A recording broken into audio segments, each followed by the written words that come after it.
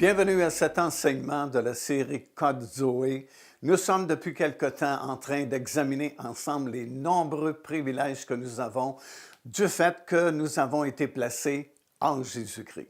Effectivement, lorsque nous avons commencé ce thème-là il y a quelque temps déjà, nous avons dit qu'une personne qui accepte le Seigneur Jésus-Christ, elle n'est pas placée dans une religion, elle n'a pas trouvé une nouvelle religion, mais selon 1 Corinthiens, 1er chapitre et le verset 30, Dieu nous a pris à ce moment-là et il nous a placés en Jésus-Christ.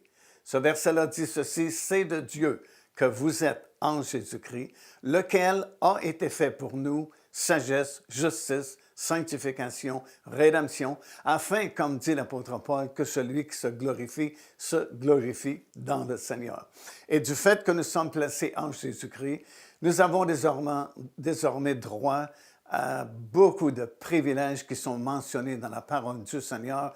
Et comme j'ai mentionné aussi précédemment, il y a environ une centaine de versets que vous pouvez trouver dans le Nouveau Testament qui commencent soit par ces deux petits mots-là, en lui, ou par lequel, toutes ces expressions-là nous décrivent les nombreux privilèges et la position élevée que nous avons maintenant que nous sommes en Jésus-Christ. Et déjà, on a ouvert l'épître de Paul aux Éphésiens et nous avons vu dans le premier chapitre toute une liste de versets qui débute justement par ces deux petits mots-là, en lui. Nous avons vu la dernière fois dans Éphésiens, plutôt premier chapitre, le verset 3, qu'en lui, en Jésus-Christ, nous sommes bénis de toutes sortes de bénédictions spirituelles dans les lieux célestes en Jésus-Christ, justement. Puis dans le verset suivant, au verset 4, remarquez, le verset débute par ces deux petits mots, encore une fois, en lui. Et voici ce que nous lisons.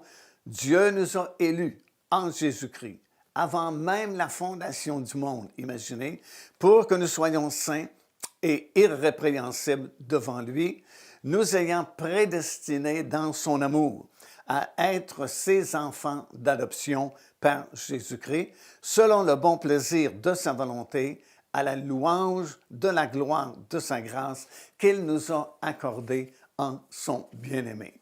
Wow, c'est tout un verset, encore une fois, et ça nous explique certains privilèges que nous avons maintenant que nous sommes en Jésus-Christ. Ce passage-là nous explique que nous avons été élus, et non seulement nous avons été élus, mais nous avons été adoptés dans la famille des enfants de Dieu.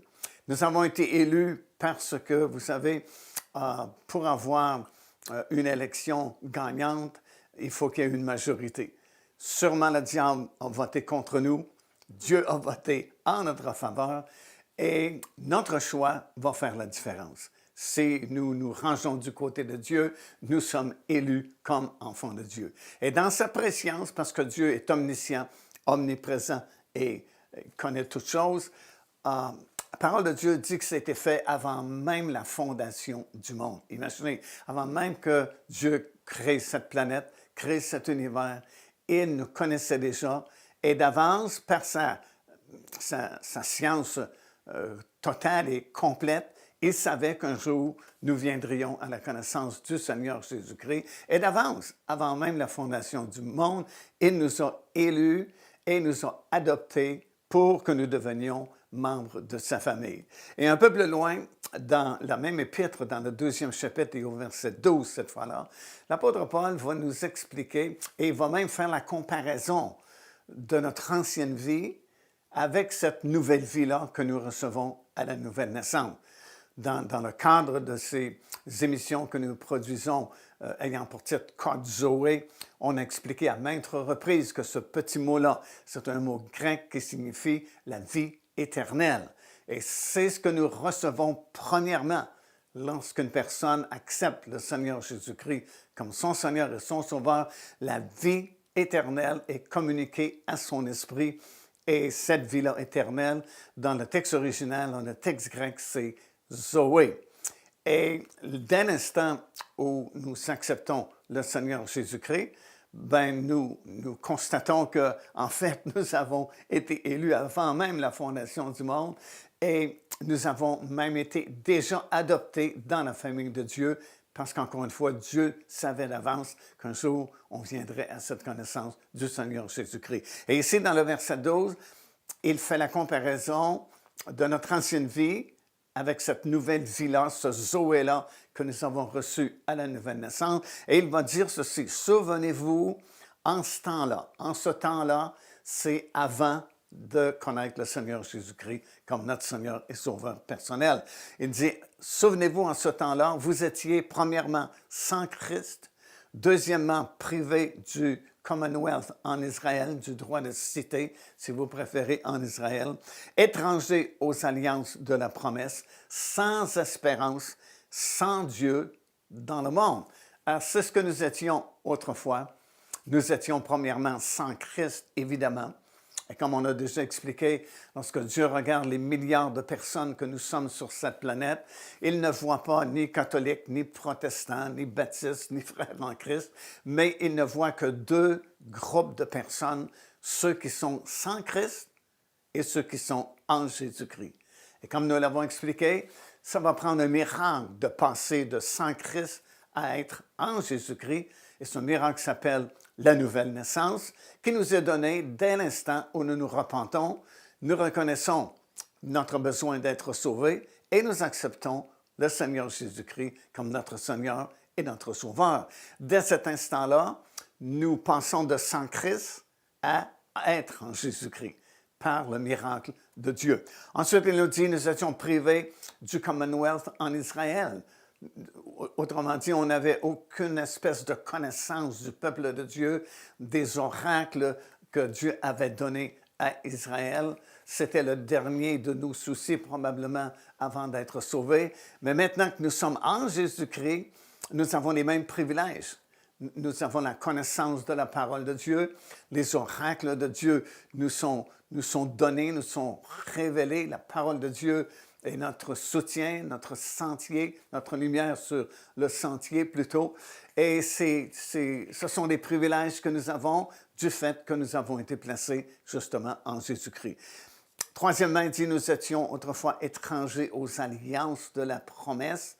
Nous ne connaissions pas les promesses que Dieu avait faites déjà par Abraham et à sa postérité au singulier, c'est-à-dire au Seigneur Jésus-Christ.